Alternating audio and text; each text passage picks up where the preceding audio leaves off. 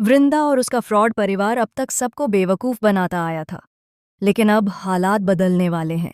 जिसने इतने समय तक सब कुछ चुपचाप सहा, अब वह खामोश रहने वाला नहीं है। उसकी आंखों में जलती हुई आग साफ नजर आ रही है।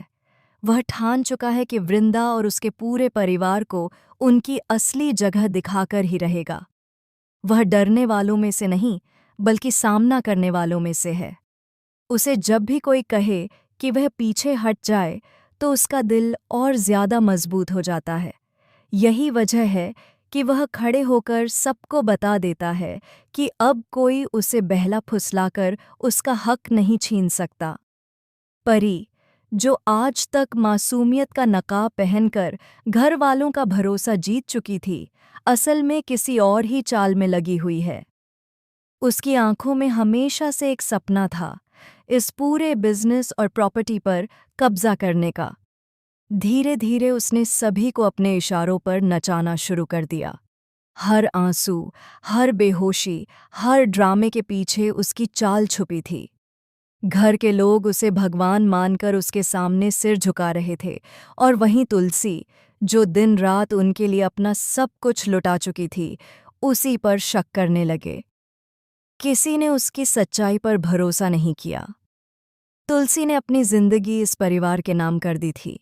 उसने अपनी खुशियां, अपने सपने, यहाँ तक कि अपनी हंसी तक इस घर की खुशियों में कुर्बान कर दी। लेकिन जब वही लोग उस पर सवाल उठाने लगे, तो उसका दिल टूट गया। मेहर, जिसे उसने हमेशा अपना सब कुछ समझा, वही उससे दूर हो गया।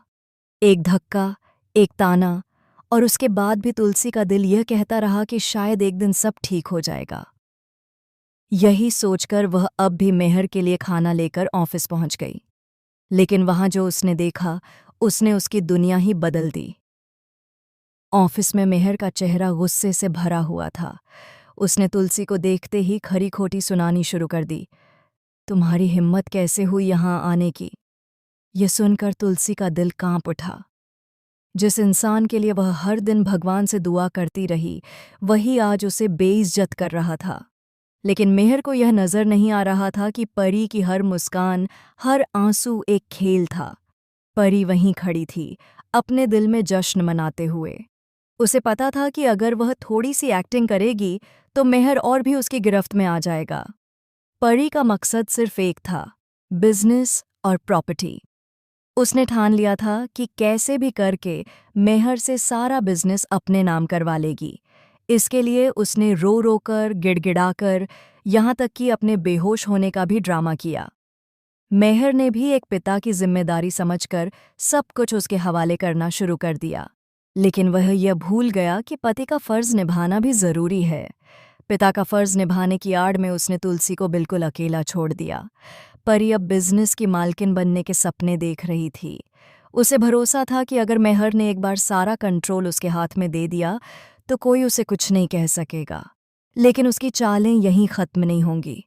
उसने ये भी प्लान किया था कि पूरे परिवार को तोड़कर रख दे, क्योंकि जितना परिवार बंटेगा, उतना उसके लिए रास्ता आसान होगा।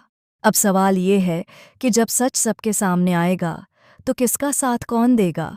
क्या मेहर को एहसास होगा कि उसने अब तक कितनी बड़ी गलती की है? क्या उसे पता चलेगा कि परी ने उसकी आंखों पर सिर्फ धोखे की पट्टी बांधी थी?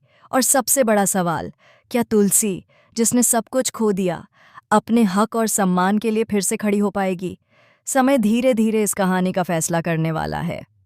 हर किरदार की असलियत सामने आएगी, और तब यह परिवार टूटेगा या जुड़ेगा, यह देखना सबसे बड़ा ट्विस्ट होगा।